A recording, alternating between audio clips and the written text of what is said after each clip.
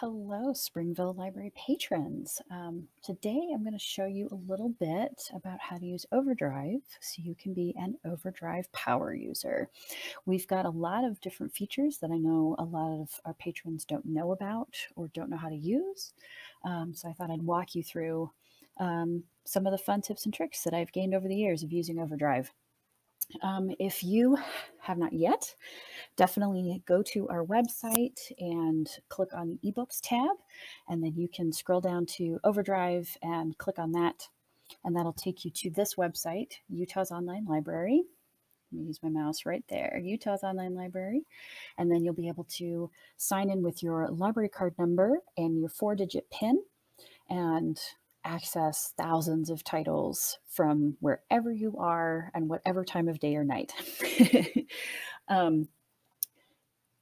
Another suggestion I have would be to download the Libby app. That is OverDrive's app that they use. So you can download that to your smartphone or tablet, and then you can listen to digital audiobooks there. You can read your ebooks. You can access the website from there and be able to check out and return titles wherever you are with your digital device. Currently, we're able to accept instant digital cards as well. So if you don't have a Springville Library card, if you miss that while the building is still closed, you are able to sign up with your phone number, and OverDrive is able to pin that to our library, and you'll still be able to access all of our materials. And when the building reopens, you can get a physical card and we can merge all of that together. So any books that you have on hold that you're waiting for, we can put that on your brand new Springville Library card, and you'll still be able to access those. All right. First thing I'm going to tell you about is going to the books here. You can click on that, and that will take you to your account. So right now we're logged into my account. And when I set people up for OverDrive, I have them go to settings right here. Try that first to get you going. This is where you can change lending periods. So you can say, I know I go through books really fast, so I'm only going to check out books for 7 days at a time. And then they automatically get returned back to OverDrive, and the next person can check them out. I have mine set to 3 weeks for 21 days for both ebooks and audiobooks because I jump around and read a lot. So sometimes it's nice to just have that book a little bit longer. We also, through OverDrive, have some video and magazine selections. So you can set lending times for that, and I'll address that a little bit later. One fun fact we'll get to in just a little bit is returning materials early back to the digital library. One of the big benefits of OverDrive is you don't get any fees. When you check out an ebook, at the time when the book expires, when it's due, it just automatically returns back to the library. You don't have to do anything. But especially if it's a really popular book, it is considerate to be able to return a book early and allow someone else to check it out. Plus, we do have checkout limits, and some people read many, many things. So it also clears out a title that you've already read so you can check out something else. So we'll get to that in a little bit.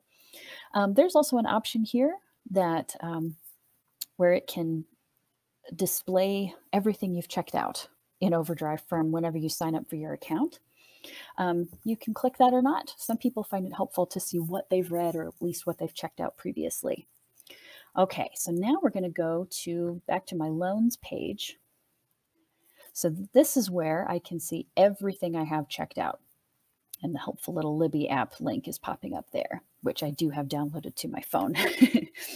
So currently, I just have this one book, Unorthodox, which I have already read. So I'm going, and it's due in 11 days, but I've already finished reading it. So I can go ahead and return that right here. So that's an option we can do. When you first check out a book, you can go to this page and you have a couple of options. You can either read it in the browser, which just means it pops up. Let me show you, pops up in another window so you can read it on your computer. So we'll give that a moment to load. And for some people, that may be the better option. They may want to read on a larger screen, or they're at their computer more, so they're able, or so they're able to read better on there. So that's one option for you. You can also send a book to Kindle, and we'll walk through that process in a little bit because I already did that with this book. But since I have already read this book, I'm going to go ahead and return it. Am I sure? Yes. And it doesn't say it on the website here, but on my Libby app, I know that it's telling me that there is someone who is waiting for this title. So I'm going to go ahead and return this title, and now someone else can access this book. So I can borrow 15 titles through OverDrive. That is plenty for most people, but maybe you're reading a lot of different books, you're jumping around, maybe you need things as reference material, or you're sharing an account and your kids are watching a movie or something, and you need to clear out books. Being able to return things early will clear that out. You've also got your holds list here, and I've just got one that I'm on hold for currently, so that tells me where I am in the lineup. One fun fact about holds is the state library purchases a number of digital titles, and your Springville Library purchases a number of titles. So as a Springville Library patron, you get access to the titles that your library purchases first. But we also allow other libraries to borrow the titles that the Springville Library has purchased. But our Springville Library patrons will always get top priority. So sometimes there may be a book and there are 5 copies, some available at our library, maybe the library in Provo has a copy, and the state library. And if no one in Provo is waiting on it, we are able to borrow that book. So sometimes the placement you are in the holds line will change as the different books are able to be lent out to different patrons. It is a little confusing, but just know we're looking to make sure that you get access to books as quickly as possible. If you're interested in reading a book, you can always put it on hold, and then our library knows that we've got 3 patrons who want to read a certain book, and they're way down on the holds list. So maybe we need to purchase a copy, and then our 3 patrons will shoot up to the top of the holds list with access to that one copy. So if you're really interested in reading a book, you should put it on hold. There is a new option of suspending a hold. You can click on that, and you can suspend it for a period of time. Say you're going on a trip, and you know you won't be able to access it, or you've got other things to do or other things to read, and you just need to say, I don't want this hold to come in for a week or a few weeks or a couple of months, just so I can focus on other things and I can read this book later. That's an option you can do now. So that is a power user move. It's kind of a joke in the library world that all of your holds will come in at once. So this is a way to stagger that out a bit.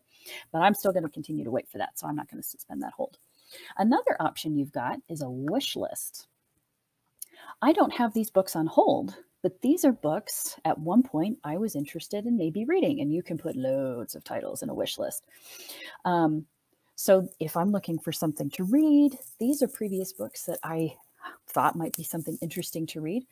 This first one, there's a wait list on it, so I can place a hold. But this other book is available now, so I can just go ahead and borrow it.